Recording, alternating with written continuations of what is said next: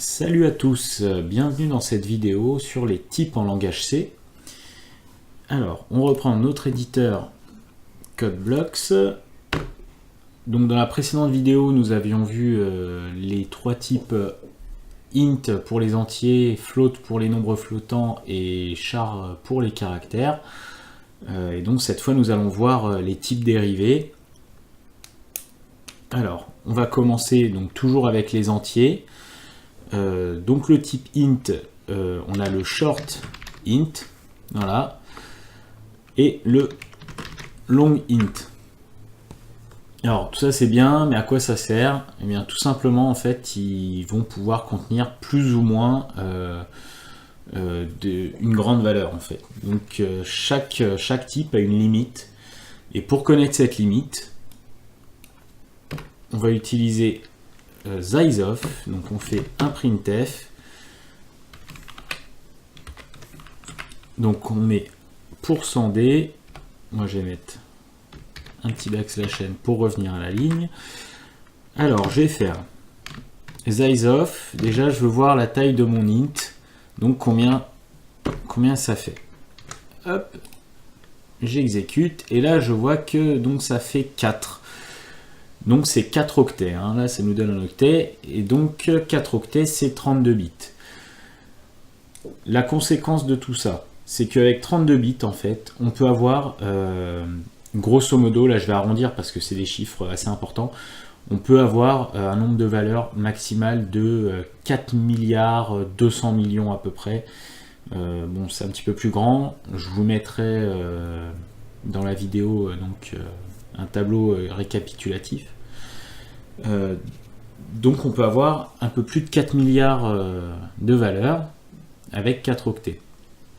Donc on peut aller soit pour là ici un int de moins 2 milliards à plus 2 milliards, soit on peut faire un unsigned int, donc un entier non signé, et à ce moment là on ira de 0 à plus 4 milliards 200 millions, voilà.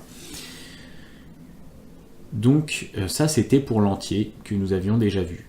Alors maintenant, justement, le short, on va voir ça, et le short lui ne fait que 2 octets.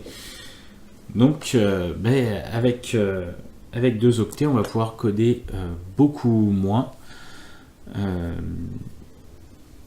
Et du coup l'intérêt, ça sera de limiter le nombre de ressources, on va dire, monopolisées par votre programme. Parce que si vous avez besoin d'utiliser, je sais pas, par exemple faire un compteur jusqu'à 100, il n'y aura pas besoin d'utiliser quelque chose d'utiliser un type qui vous permet d'aller jusqu'à 4 milliards. On le fait souvent, mais si vous voulez vraiment optimiser vos programmes, l'intérêt c'est d'utiliser justement ces types dérivés, et on va voir qu'il en existe justement beaucoup. Donc on quitte ça, on va voir le long. Alors là le long, en fait il fait 4 octets également. Et ça en fait ça dépend des systèmes, ça dépend de vos OS par exemple. Tout à l'heure je l'avais testé sur un autre système, sur un Ubuntu, le long valait 8, voilà. Et par contre si je fais long, là je vois que cette fois ça vaut bien 8 octets. Et donc là par contre 8 octets je le marquerai parce que c'est vraiment un chiffre, je saurais même pas le prononcer, il y a trop de chiffres, voilà. Mais du coup il y a de quoi aller jusqu'à assez loin. Mais alors, donc là où il faut faire attention du coup, puisqu'on voit qu'il y a une taille, c'est qu'une fois que vous avez défini une variable, vous pourrez pas dépasser de cette taille là. C'est une valeur en mémoire qui est allouée. Et du coup, l'ordinateur, lui, va pas comprendre si vous cherchez à dépasser cette taille-là. En gros, donc, c'est une sorte de capacité que vous lui définissez. Vous demandez à pouvoir contenir 4 milliards de valeurs, par exemple, pour le int.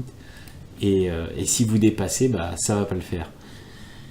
Alors, on avait parlé donc du char aussi, du coup on va quand même voir le char justement. Le char, on voit qu'il est codé sur un octet, donc 256 valeurs. Et nous, ce qui nous intéresse plus particulièrement, c'est donc les valeurs de 0 à 128, et donc qui correspondront en fait aux valeurs de la table ASCII standard. Les valeurs, les valeurs de 0 à 127. Et les valeurs de 128 à 256, ça correspond donc à la table ASCII étendue. Donc la table ASCII standard, ça je vous le mettrai aussi en référence. Ça permet de faire une correspondance donc entre une valeur, donc comme je vous disais, entre 0 et 127 et un caractère. Voilà. Et le type étendu maintenant du float, c'est le double. Donc si je mets, là je change, je mets plus %d, je mets %f. Ah bah non, qu'est-ce que j'ai, pardon. D'habitude.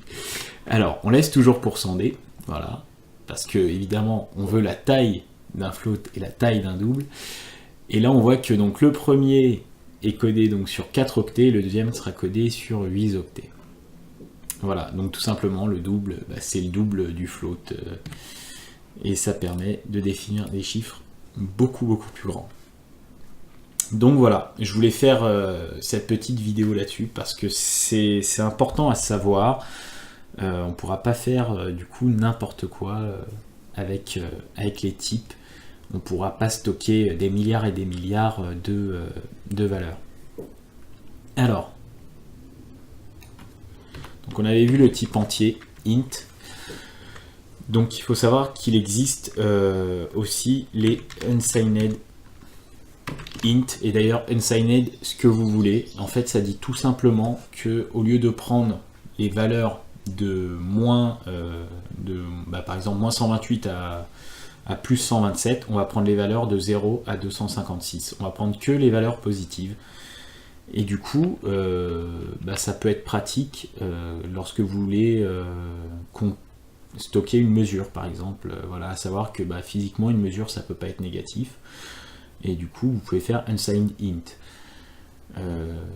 Dans beaucoup de points H, il est défini ZAST. ZAST, ça correspond exactement à unsigned int. C'est un entier non signé. Donc vous définissez ici, donc moi dans mon cas, ça vaudra également 4 octets et je pourrais aller du coup de 0 à plus 4 milliards juste en déclarant une variable avec ce type là, ZAST. Donc il faut faire quand même attention à soit inclure alors stdlib.h ou stdio.h ou string.h, et il y en a un autre il me semble, mais du coup voilà, faut quand même les inclure, enfin un de ceux-là, contrairement à d'autres encore un petit peu plus spécifiques, et notamment dans la norme du C99, des types comme le int16, int32 en fait, qui définissent vraiment exactement sur combien de bits est codé le type d'entier que vous voulez. Mais comme nous n'allons pas les utiliser, je ne vais pas vous les montrer là, mais ça existe, on peut très bien faire, on peut très bien définir d'autres types encore, mais vraiment, pour l'utilisation qu'on en aura au début, il n'y a pas besoin. Donc voilà, je voulais vous montrer ça pour les types. Je pense que il n'y a pas besoin d'aller plus loin dans le détail, et du coup juste faire attention à ne pas dépasser ces valeurs là. Vous regardez sur vos machines, vous faites pareil, printf, vous faites le sizeof de votre type et vous savez comme ça la valeur que vous pouvez dépasser ou pas. Et du coup vous pouvez tricher un petit peu sur un int, vous le mettez en unsigned int, ça vous permet d'aller un petit peu plus loin dans les positifs si jamais vous avez besoin. ne serait-ce qu'avec un int de base ici, ça va être assez rare le cas où je vais aller sur des valeurs qui seront supérieures à 2 milliards. Enfin, je vois. Comme ça, je vois pas, moi, dans mon utilisation. Après, dans le cas de certains scientifiques, ça peut se comprendre. Mais là, bon, on va dire que c'est pas notre cas. Nous, on va faire des petits compteurs, on va faire des trucs plutôt abordables. Donc voilà, le plus gros à dire sur les types. Et donc voilà, je voulais pas m'attarder sur une vidéo comme ça parce que ça risque d'être un peu flou, etc. Et surtout, donc pourquoi ces limites là?